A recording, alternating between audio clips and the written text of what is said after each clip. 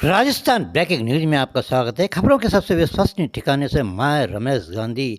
जो खबर हमने कही वही सही, सच का आईना दिखाते हैं हम।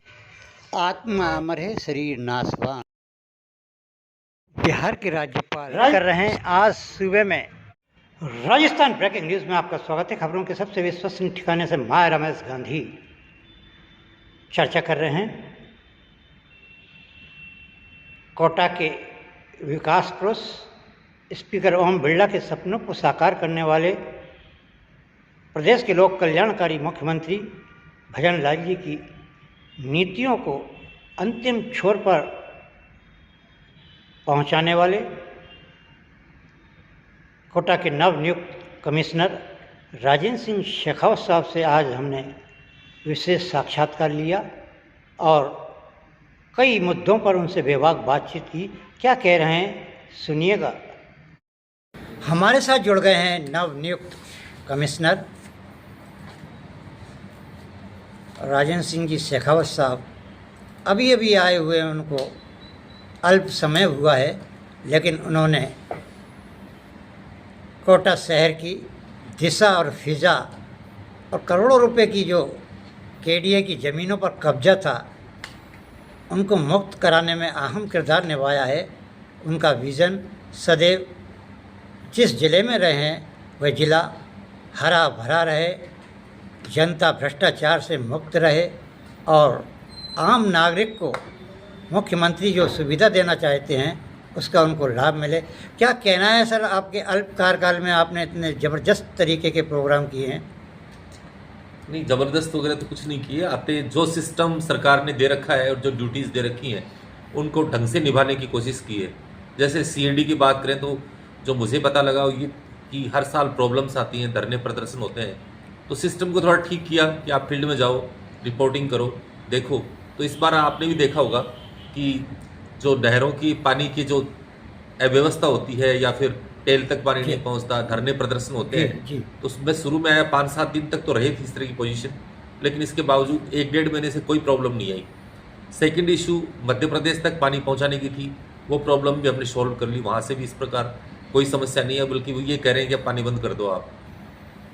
नेक्स्ट जो इशू है वो ये है, एज ए चेयरमैन केडीए, चूँकि नई अथॉरिटी बनी है और अथॉरिटी में रिसोर्सेज भी कम है, इस समय स्टाफ भी जो अथॉरिटी में होना चाहिए उतना नहीं है। सेकंड इशू बजट का भी है कि करीब 600-700 करोड़ की लाइबिलिटी जिनके पास अभी बाकी है, इनके पास काम करने के लिए पैसे नहीं है। तो महत्वपूर्ण जिम्मेदारी एज ए चेयरमैन मेरी ये है कि केडी की फाइनेंशियल पोजीशन स्ट्रेंथन हो, ऑक्शंस वगैरह हो, जो लैंड मैनेजमेंट है वो प्रॉपर हो, और साथ ही साथ इस तरह की व्यवस्था करें कि आने वाले टाइम में केडीए काफ़ी काम करा सके, क्योंकि पैसा नहीं होगा तो कहाँ से आएंगे। तो अब मेरा फोकस इस बात पे है कि जो हमारी लैंड है उसको कब्जे में करें, जो अतिक्रमण है उनको हटाएं, कुछ हटाए भी हैं अतिक्रमण। अब 1 अप्रैल से सुनिश्चित तरीके से अभियान चला के जितने भी एनक्रोचमेंट्स लोगों ने कर रखे हैं वो सारी ज़मीन मुक्त करा के उनकी स्कीम्स बना रहे हैं। अभी भी हमने 4-5 स्कीम्स बना दी, कुछ लॉन्च भी कर दी। आने वाले टाइम में हम एयरपोर्ट साइड के अंदर, बूंदी साइड में काफ़ी, जैसे बड़गांव है, इस साइड में काफ़ी स्कीम्स लाने की कोशिश कर रहे हैं ताकि लोगों को बेहतर सुविधाएं मिले। साथ ही साथ स्कीम लाना इंपॉर्टेंट नहीं है, इंपॉर्टेंट ये भी है कि आप स्कीम ला के और प्लॉट अलॉट करके लोगों को अपने भगवान भरोसे छोड़ दो, ऐसा नहीं होगा। हम स्कीम लॉन्च भी करेंगे, साथ ही साथ उनका प्लान भी बनाएंगे कि इनमें क्या क्या इंफ्रास्ट्रक्चर होना चाहिए, रोड होनी चाहिए, बिजली होनी चाहिए, ये भी हम साथ साथ बनाएंगे। सर, आपके छोटे कार्यकाल में एक बहुत बड़ी उपलब्धि स्पीकर ओम बिरला जी भी मेहनत कर रहे हैं और आप भी कर रहे हैं, और केडीए के नवनियुक्त आयुक्त साहब भी कर रहे हैं।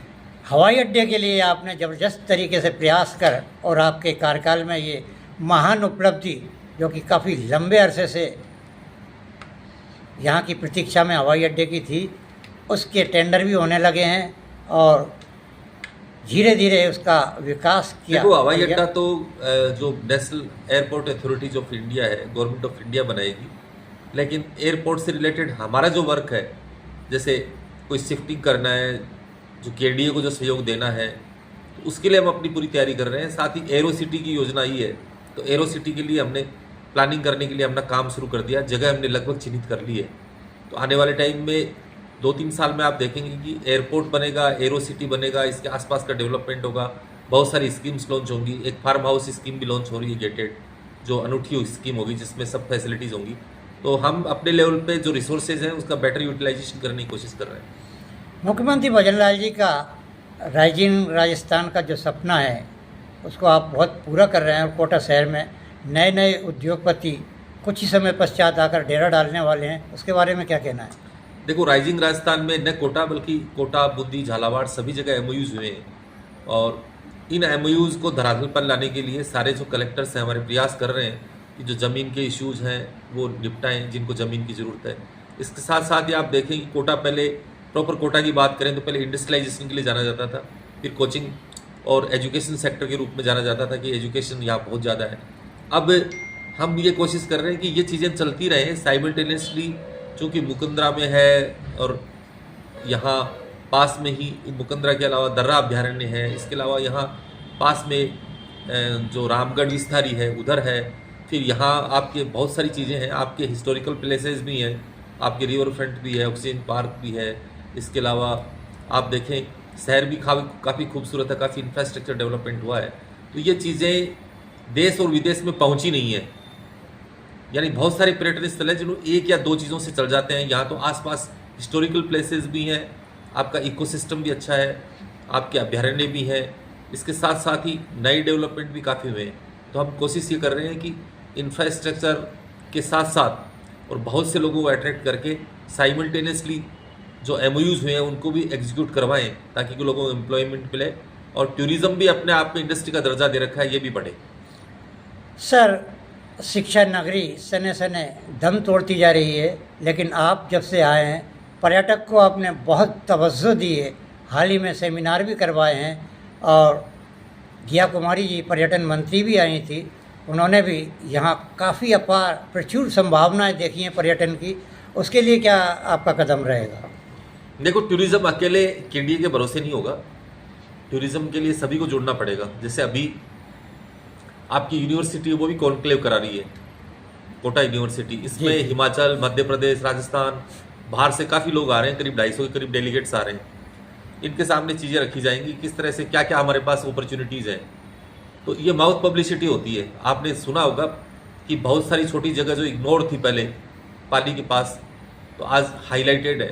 तो आपको इसकी मार्केटिंग करनी पड़ेगी, बताना पड़ेगा कि हमारे पास क्या बेस्ट है जिसको देखने के लिए आओ, और इसके साथ ही फैसिलिटीज़ भी जनरेट करनी पड़ेंगी।